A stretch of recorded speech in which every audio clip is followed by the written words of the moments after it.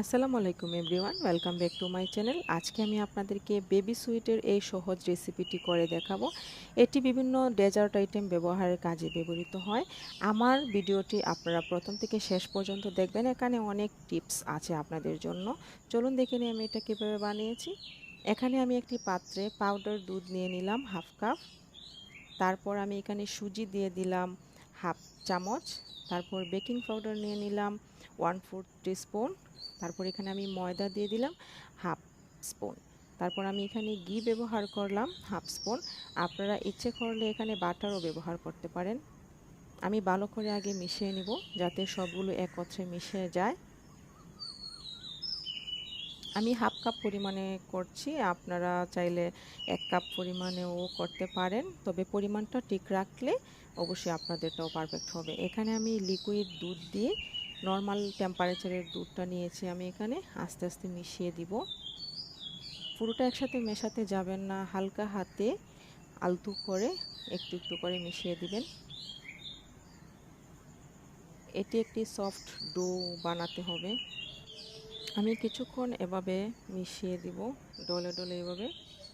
আর যারা আমার ভিডিওতে নতুন আছেন প্লিজ আমার চ্যানেলটি সাবস্ক্রাইব করে দিবেন, এবং যারা অলরেডি করেছেন তাদেরকে অসংখ্য ধন্যবাদ পাশে থাকার জন্য। এভাবে মেখে মেখে একটি সফট ডো আকার দিতে হবে।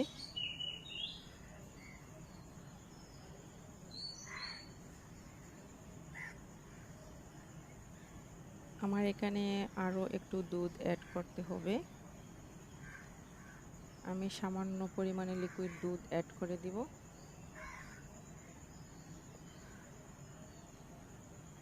আপনারা লক্ষ্য রাখবেন আমি কিভাবে এটা করছি। সব কিছুর একটা পরিমাণ থাকে, পরিমাণ মতো মেনে আপনারা যদি এই কাজটি করেন একদম পারফেক্ট হবে। আমার মাখানো অলরেডি হয়ে গেছে। এভাবে মাখানো হয়ে গেলে আমি এটাকে ডেকে রেখে দিব 10 মিনিটের জন্য। 10 মিনিট পর ফিরে আসছি। 10 মিনিট পর আমি ফিরে এলাম।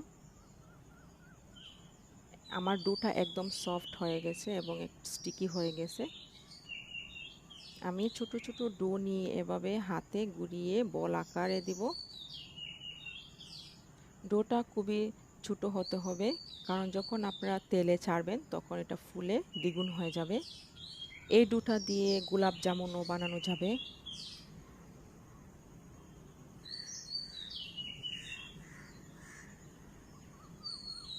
আমি সবগুলো বানিয়ে আপনাদেরকে দেখাচ্ছি।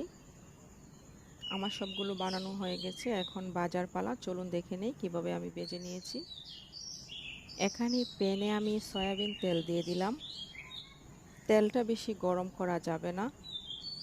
দেখেন আমি কীরকম রেখেছি, চুলার আঁচ একদম লোতে রেখেছি। আর এ পর্যায়ে আমি মিষ্টিগুলো ছেড়ে দিচ্ছি। আপনারা লক্ষ্য রাখবেন আমি এটা কিভাবে ভেজেছি। এখানে দেখেন আমি মিষ্টিগুলো ছেড়ে দেওয়ার পর তেলের বুদবুদ উঠছে। আমি আঁচটা কিন্তু একদম লোতেই রেখেছি। তারপর আমি এটা ভেজে নেব। মিষ্টিগুলো হতে মিনিমাম 15 থেকে 20 মিনিট টাইম লাগে।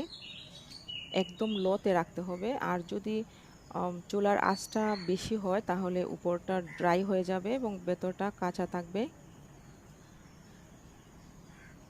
আমার মিষ্টিগুলো দেখে আপনারা বুঝতে পারছেন হয়তো ভিডিওতে। দেখেন মিষ্টিগুলো ফুলে গেছে। এভাবে রাখতে হবে। আমার মিষ্টিগুলো হচ্ছে।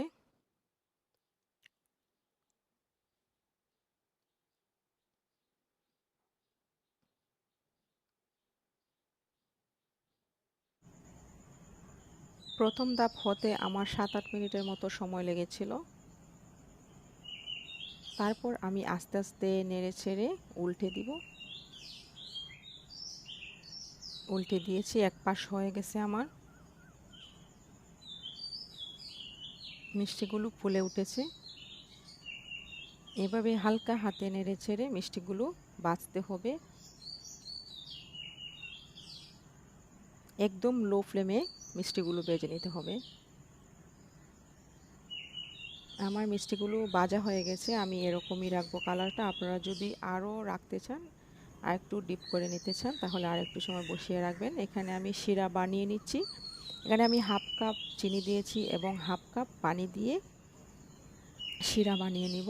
এখানে আমি এলাচ দিয়ে দিয়েছি দুটো। অপর দিকে আমি মিষ্টিগুলো ঠান্ডা হতে রেখে দিয়েছি। মিষ্টিগুলো একদম কুসুম গরম থাকতে আমি একদম প্রচণ্ড ধোঁয়া ওঠা শিরায় দিয়ে দিব। আর যদি আপনারা দুটোই গরম দিয়ে দেন, তাহলে মিষ্টির ভিতরে শিরা ঢুকবে না।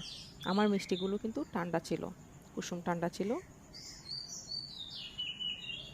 আমি এভাবে নেড়ে ছেড়ে মিষ্টিগুলোকে চুলাতে বসিয়ে দিলাম। আমি এভাবে ডেকে রান্না করব 5 মিনিট, একদম মিডিয়াম আছে। 5 মিনিট পর আপনাদেরকে দেখাচ্ছি। দেখেন আমার মিষ্টিগুলো ফুলে গেছে এবং শিরাও ভিতরে ঢুকে গেছে।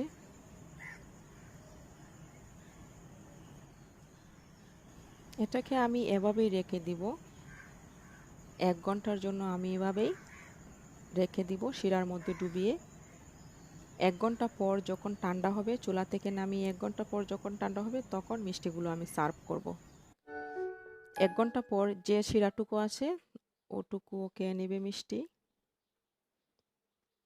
আমি 1 ঘন্টা পর রেখে আপনাদের দেখাচ্ছি।